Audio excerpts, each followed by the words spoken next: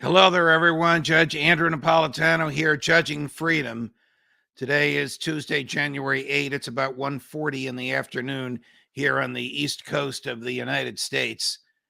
And we learned late last night that one of the Michigan Wolverines is going to plead guilty. No, this is not an athletic team. This is the so-called militia, which the government says was planning and plotting to kidnap the governor of Michigan, Gretchen Whitmer, who, along with Governor Phil Murphy of New Jersey, imposed the harshest, most draconian lockdown rules, all unlawful and all unconstitutional, because in our system, governors can't write laws and make rules. They can only enforce laws and enforce rules that have been made by the legislature, or in the case of rules, by administrative agencies. Anyway, the government arrested 10 people in the so-called plot to kidnap her. There were 18 people involved in the plot. 8 of them were undercover agents, either FBI agents working undercover or cooperating witnesses whose job it was to entrap the others. Why is this newsworthy? Because we've known this for a while. It's newsworthy because one of them, late last night, agreed to plead guilty. And he not only agreed to plead guilty, he agreed to testify against his former colleagues in the Michigan Wolverines, which is what they did call themselves.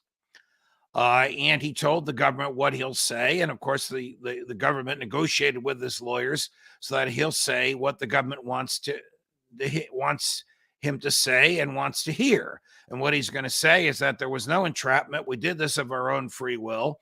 I now know who the undercover people were, and they didn't force me. They didn't talk me into it. We all did this because we wanted to kidnap her. Well, what the heck is that? That's a bribe.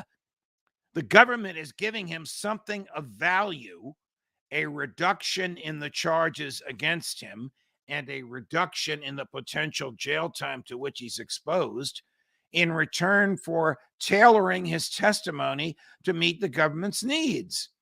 Well, if his lawyers went to one of the other conspirators and said, "We'll give you something of value if you give us the testimony we want," the lawyers would be indicted for attempted perjury or attempted causing someone to commit perjury. Why is it that the government can get away with this? Now, look, I'm not naive. This has been going on for generations.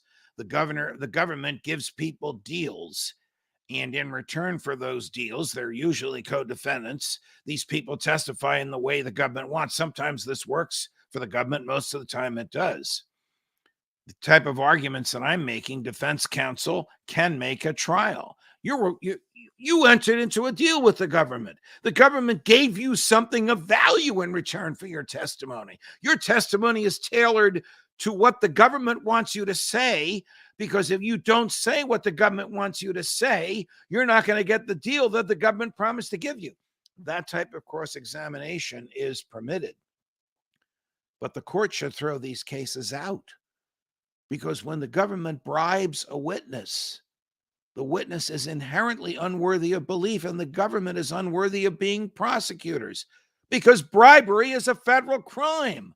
So the same people that are prosecuting someone for conspiracy to kidnap, should be a state crime, but all these big cases are federal these days.